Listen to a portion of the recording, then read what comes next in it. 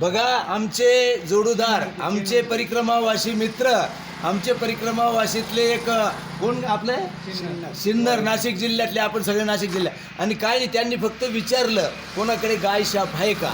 त्यांनी मग मी सांगितलं की आमच्या दहांमध्ये कोणीच व्यसनी नाही आणि तंबाखू खाणारे कोणीच नाही, पण आमच्यामध्ये 2 जणांनी, हे पा इकडे या भाऊ, हे एक पोपट बापू आणि आपले भिकाभाऊ, हे भिकाभाऊ या म्हटलं, यांनी दोघांनी इथं संकल्प केला आणि मागेच पुढे सोडून दिल्या. त्यांनी जवळजवळ बऱ्याच पुढ्या बरोबर आणल्या होत्या, पण सोडून दिले, फेकून दिल्या, लोकांना देऊन दिल्या, पण त्यांनी खाल्ले नाही. आणि मी सहज त्यांना बोलायला गेलो तर सहज बोलता बोलता त्यांचं असं परिवर्तन झालं की महाराज आता तंबाखू सोडली आणि मी आता संकल्प करतो. आणि ही पायी माझ्याकडे त्यांनी चंची देऊन दिली तंबाखूची.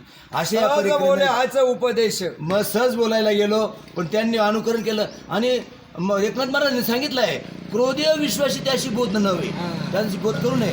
पण हे क्रोधी नाही आणि विश्वासी पण आहेत. आणि म्हणून मी त्यांना सहज बोललो, सहज उपदेश, हित उपदेश, सहज बोलणे हाची याच उद्देश. सहज बोलायला गेलो, त्यांनी सोडून दिली. आनंद आहे. ही पुढे घ्या, हातात नका घ्या तुम्ही, तुम्ही मला दान करा, मला दान करा, मला दान करा. आता त्यांनी ती पुढे मला दान केलेली आहे, परत ते दान परत घेणार आहे. कुंडलिका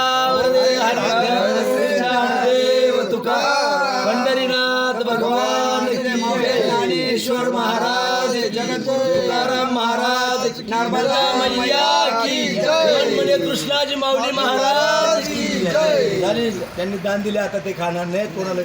झाला वा वा. काय झालं, मी 1 वर्ष तंबाखू सोडली, पण आता आमच्या गावची दिंडी निघत असती, पैठण, पंढरपूर, आळंदी, त्र्यंबकेश्वर. मग आता संगतीवाले राहते ना, मग चालले भजन करीत. आता काय द्राक्षाचा वेळ लिंबावरी गेला, कडू कैसा झाला. बरोबर बरोबर.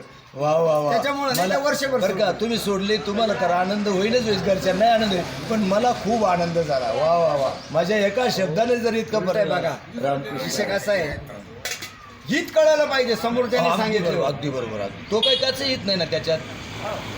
चला चला चला नर्मदे मंडळी, हा असा व्यसनमुक्तीचा कार्यक्रम माझा नर्मदे परिक्रमेत चालूच असतो. एका ठिकाणी आदिवासी गुटखा खात होते, तिथं सुद्धा त्यांना जाऊन थोडंसं पटवलं, हे केलं आणि त्यांनी सोडले. चला रामकृष्ण हरी. हो, चहा घ्या महाराज.